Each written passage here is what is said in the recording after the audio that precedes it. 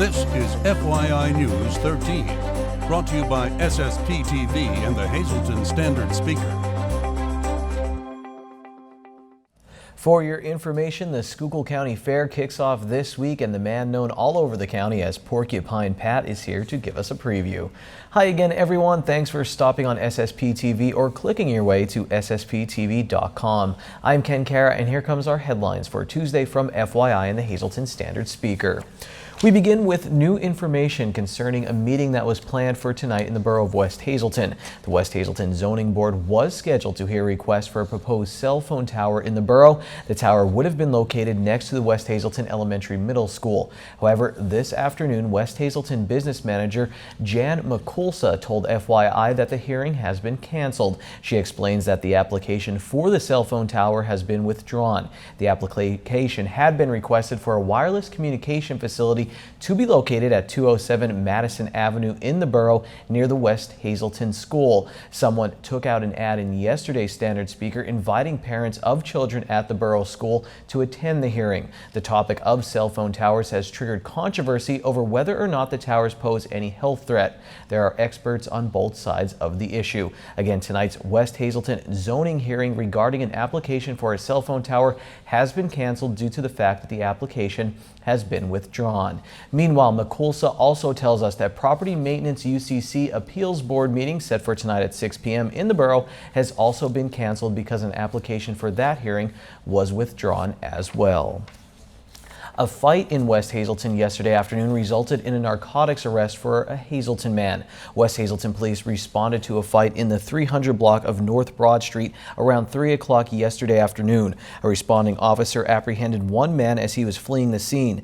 During the investigation, officers discovered numerous pieces of drug paraphernalia and multiple controlled substances, including heroin and synthetic marijuana, concealed on the man. As a result, 45-year-old Reginald McCoy of Hazleton was charged with one count of simple assault and drug-related charges. He was lodged in the Luzerne County Prison, unable to post $25,000 bail. The West Hazleton ambulance did treat one male victim after he sustained facial injuries and lost some teeth as a result of the assault. The community came together to help a family who lost all of their belongings in a fire last month. Yesterday, members of the Hazleton Fire Department and Local 507 of the International Brotherhood of Firefighters presented the Anzani family with items donated by the community at the Southside Fire Station. The donations included new clothing and baby items, along with monetary donations made through an account at PNC Bank. The collection was arranged by Renee Fort, who knew the family, and local firefighter Tony Colombo. The Tamaqua Volunteer Group's monthly free giveaway takes place this Saturday at the M&M Self-Storage Center next to Shikram's Car Wash. Anyone wishing to donate items should take them to the facility between 8 and 9 a.m. on Saturday. Needed donations include clothing, toys, tools, electronics, holiday decorations, pots and pans, dishes, cookware, furniture, and appliances. The only items not accepted are floor model TVs, computer monitors, and obvious garbage. All items must be clean and odor-free. Volunteers are needed between 8 a.m. and noon. The giveaway starts at 9:15 a.m. on Saturday. The program is free and open to anyone living in the 18252 zip code, regardless of income. The event is held the last Saturday of every warm month. In case of heavy rain, it will be held the next day. For more information, you can call 570-688 or 668-1234. The remains of a former Schuylkill County priest will be relocated soon. The Reverend Michael Sheridan was the first pastor of St. Joseph's Roman Catholic Church in Ashland. He was buried in the parish courtyard back in 1880. However, water problems led to a decision to move his remains from the church grounds to the parish cemetery. Father Sheridan served as parish priest at St. Joseph's for 23 years. Today marked the official opening to a beautiful new addition at Sand Springs Country Club in Drums. Today we're opening up the new Gardens at Celebrations. It was built this year. It seats 250 people. It's an outdoor ceremony facility containing stamped concrete, beautiful pergola, waterfall backdrop, two stonefront granite top bars. So it's great for cocktail hour and ceremonies. I'm so excited to have the Gardens at Sand Springs for weddings and events because specifically to weddings, couples can come here and have an on-site ceremony. It's a big location, it's beautiful, it's peaceful, and it really adds to the entire atmosphere of their wedding. We can do outdoor cocktail hours too, which it's really nice to have something outdoors to break up the reception. The gardens are wonderful. People are just raving about how nice it is down there. It's beautiful, it's peaceful. You can sit and relax and really enjoy that cocktail atmosphere. For a ceremony, it's just, the pictures turn out stunning, and when the bride walks down the aisle, it's absolutely beautiful in that garden setting. The new gardens at Sand Springs is located next to the clubhouse. For more information on or to schedule an event, contact Stacy at 570-788-5845. Well, if you're looking for something to do this Friday, check out the Hazleton Art League. This Friday evening, the Art League will host an opening reception for its student and faculty exhibit. There's no fee to attend the reception, which will take place Friday from 6 to 8 p.m. at the Hazleton Art League, 225 East Broad Street in downtown Hazleton. Meanwhile, the exhibit is open now through August 23rd at the Art League. For more information, check out their Facebook page or visit their website at hazletonartleague.org. Lisa Sugar joins us now, and she has a special guest who will give us a preview of this year's Schuylkill County Fair. Well, one of our favorite historians is back with us, Porcupine Pat, who is the education coordinator for the Schuylkill Conservation District, and he's here this time talking about the Schuylkill County Fair. Wow, summer is really flying by when you know the Schuylkill County Fair is already upon us. This is a big event. Let me tell you, it sure is. And a lot of people enjoy the fair, not only for the food and the entertainment, but also just to see the hard work of young people. You know, they take care of their animals. And, you know, if you don't have any animals in your family, you have an opportunity here to see other families that have animals, and you can learn so much. Plus, there's also amusement rides, too. Oh, well, we can't forget that because that's really always a big draw for all of the fairs. Now, this is taking place in the nice warm weather from July 27th through August 1st. A daily admission is $5, and 12 and under are free. So why do I want to come to the Schuylkill County Fair? Well, you know, we all have to celebrate, in my opinion, the hard work of the agricultural community.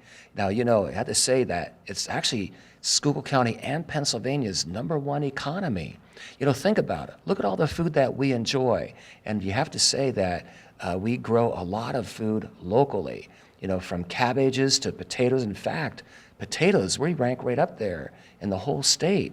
So there's a lot of food being produced and appreciated. So you get a chance to celebrate that.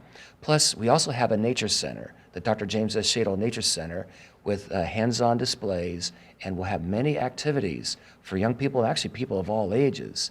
And lastly, at the Shadle Center, we have my good friend Peggy Hentz of the Red Creek Wildlife Center, and that's a wildlife rehabilitation site. And then she's going to talk about each night at the fair, turtles of Pennsylvania. And who doesn't like a turtle, you know? Sounds exciting. The kids are all saying, wow. Yeah. So we can find out all the whole schedule at schuylkillfair.com. Absolutely. Just go on there and you'll see all the ins and outs and all the bouts. And what is your favorite part of the fair? Well, I have to say, I like the food. Oh, boy. And you know, the people. Mm-hmm. There's so very many people that travel to Summit Station in southern Schuylkill County to enjoy the beautiful, absolutely beautiful fairgrounds. And we're keeping our fingers crossed for nice weather. Oh, absolutely. That is key, and we hope that it is a beautiful week. It's going to be taking place July 27th through August 1st. Harvest the fun, the Schuylkill County Fair. Don't miss it. Thanks a lot, Lisa. Turtles of Pennsylvania sounds like fun. Well, the Valley West 9 and 10-year-old Little League All-Stars started the Section 6 tournament off with a bang. Stay tuned for highlights and reaction. And after this break, Lisa Sugar introduces us to a puppy named Sandy who could use some help. That story is after the weather.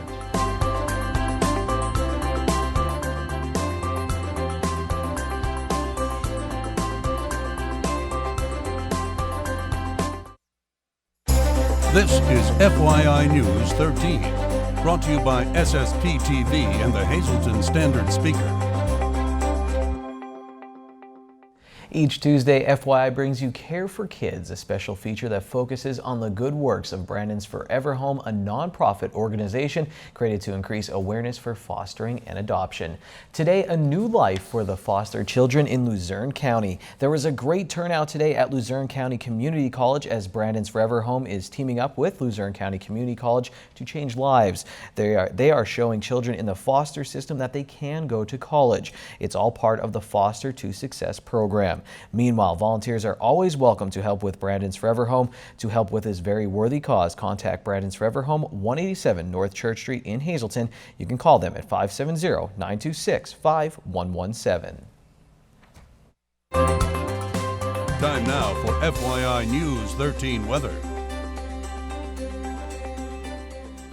It's 5 o'clock somewhere. Well, you know what? If you're watching the first broadcast of FYI, it's 5 o'clock here. Let's all go to the gardens at Sand Springs and chill. You know what? I can't because I have to read the weather forecast from the National Weather Service. And speaking of chill, there's a hazardous weather outlook for our area, and here's why. A cold front is expected to move through the region today, and that will bring the chance of showers and thunderstorms, and some of the storms may be severe, and winds may be a threat as well, so be aware of that. So tonight there is a chance of showers and thunderstorms, 30% chance. That's mostly before 8 p.m., but it will be a mostly clear night with a low of 60 degrees. On Wednesday, cool down continues, sunny with a high near 75 degrees. Wednesday night will be mostly clear. We get all the way down to 54 degrees. Thursday back up to the upper 70s under sunny skies. Thursday night will be clear with a low of 59. Friday, another sunny day with a high of 77. At night, back down to the mid 50s. It will be clear. And then Saturday, the sun stays out. We'll get up to 79. Saturday night looks partly cloudy with a low of 60 degrees.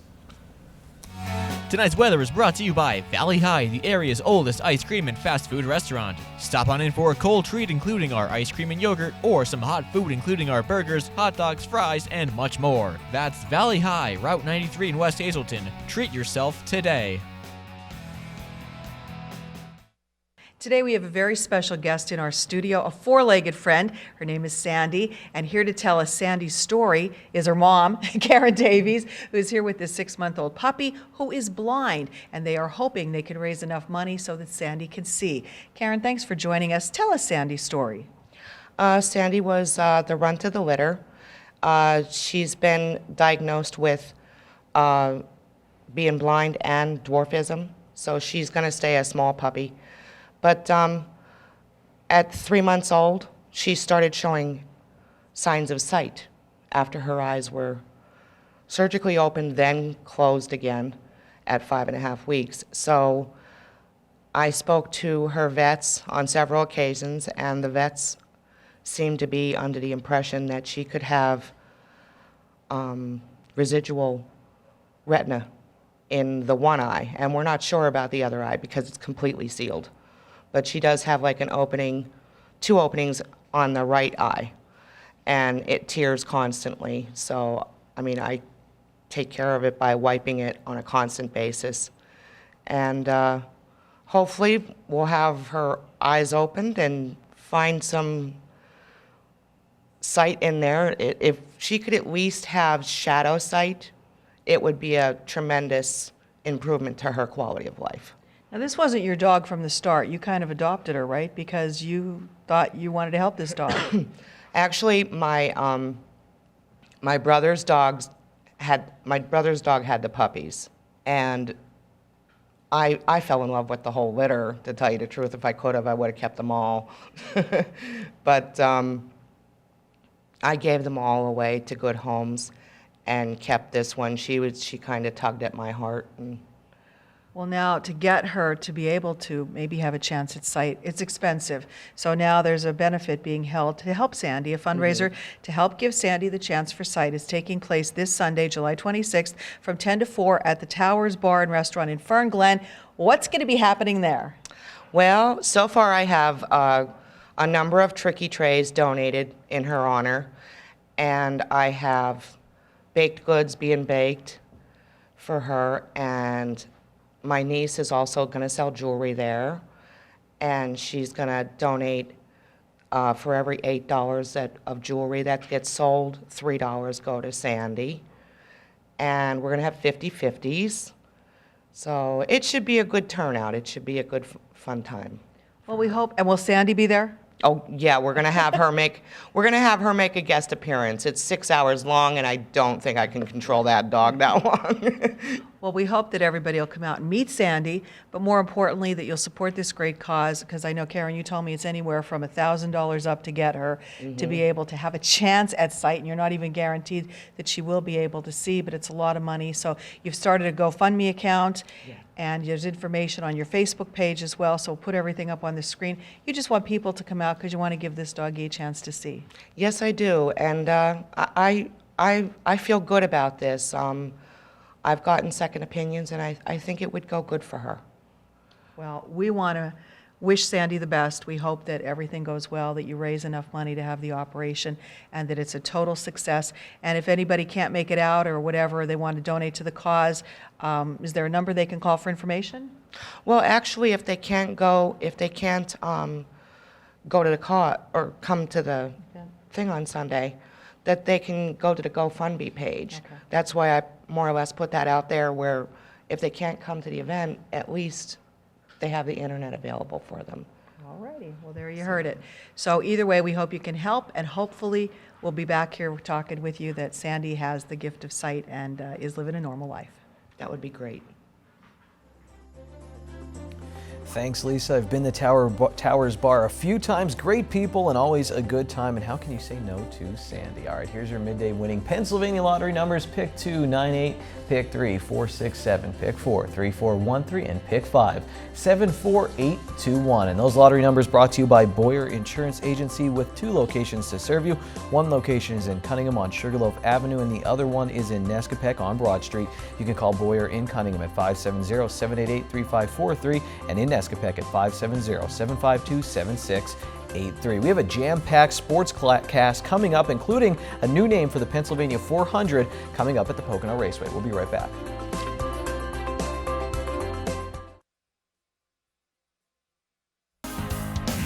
This is FYI News 13 Sports. I watched last night's Section 6 Little League All-Star Playoff game between the 9 and 10-year-olds from Valley West and Lenape Valley with my cousin and Hazelton Area High School baseball coach Gino Cara. I wish I gave him a mic to do color commentary because I learned so much, and he was so impressed by the 9 and 10-year-old All-Stars on both teams, really. Why was he so impressed? Well, sit back and watch these highlights from Valley West's 15-4 win.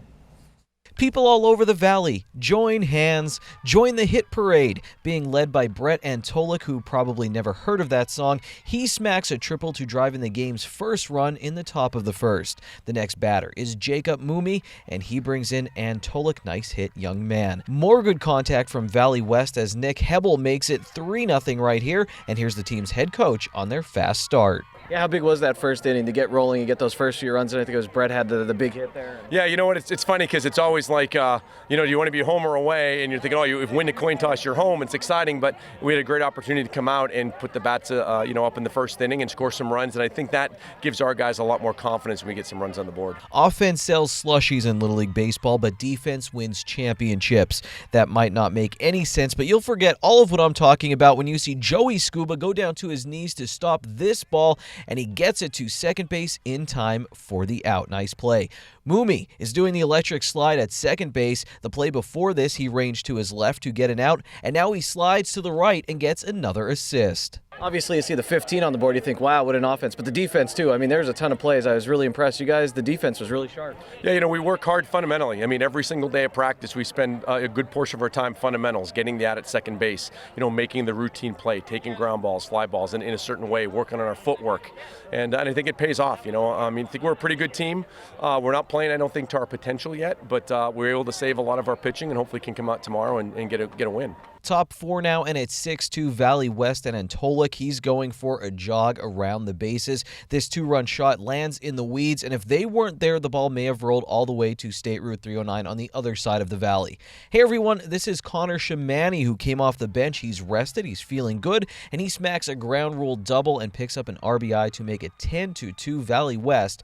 Now, it takes a lot of hard work to make baseball look so good. Last time I think I saw you was at like a winter clinic for Valley West, and I saw a bunch of kids there. How much? I don't know how many were there from this team or that, but how much does that really pay off with these kids? Yeah, I mean, we start early on, and we do a lot of pitching clinics and some hitting clinics, and we try to get kids teaching the fundamentals. And we've been doing that now for about 6-7 years, and I think everybody's in the system now knows the basics for fundamentals for pitching and throwing in general and hitting, and I think it's starting to come together a little bit for our league. The Section 6, 9, and 10-year-old Little League tournament rolls on at beautiful Theory Field in Drums on Tuesday night. Here's our FYI standard speaker scoreboard. Valley West will play Lehigh, who beat Stroudsburg 17-1 on Monday, and Stroudsburg will play Lenape Valley in an elimination game. In the Section 6, 11, and 12-year-old tournament at Northampton, Valley West, their run came to an end against Council Rock Newtown, but what a season they had, winning the District 18 title and coming within a game of the Section 6 championship round. In the International League, the Iron Pigs lost to Toledo on Monday night, and they flipped the score on Toledo on Tuesday afternoon, picked up the victory. Russ Kanzler was 2 for 4 on Monday and 0 for 4 on Tuesday. The Rail Riders, Scranton Wilkes-Barre, they were shut out in Indianapolis. And finally, Joe Madden's Cubs, they lost to the Reds on Monday. There was a window for a new sponsor for Pocono Raceway's August NASCAR event, and now we have the Windows 10 400. That's why I get paid to write for a living. Here's what this means for fans going to the race. Now, they will have device displays and interactive fan experiences at Pocono Raceway, so you can play with some cool Microsoft tech. Microsoft will also be upgrading some fan experiences, and one of their prizes is a VIP experience with Dale Earnhardt Jr. The Windows 10 400 is Sunday, August 2nd. Well, that's sports. We'll wrap things up on FYI after this. Happy Wing Night. It's Wing Night at Bottlenecks. Get $2 off your order of wings or all-you-can-eat wings and boneless wings for only $14.95. Bottlenecks wings are voted best wings in the area year after year. Good evening, everyone, and here's tonight's social news. First tonight, happy 95th birthday to Dolores Alexa.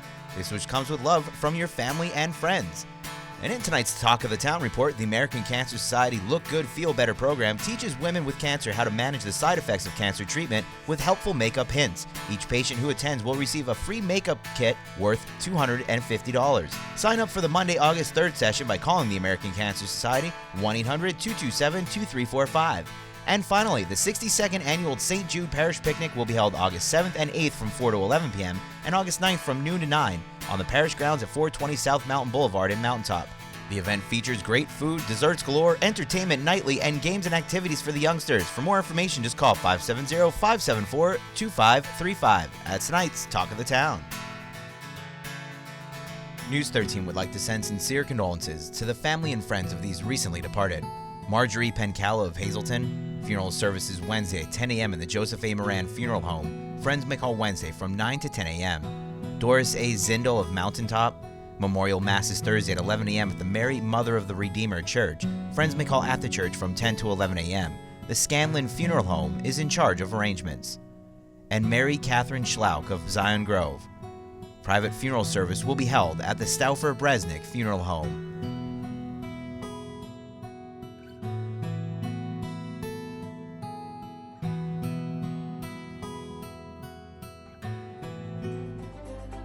Standard Speaker sports editor Dave Seaman makes his triumphant return to FYI tomorrow. On Wednesday, we'll talk Penn State's uniform change and also the Hazleton Area Sports Hall of Fame. For breaking news, facebook.com/FYNews13 and standardspeaker.com. Take it easy, everyone.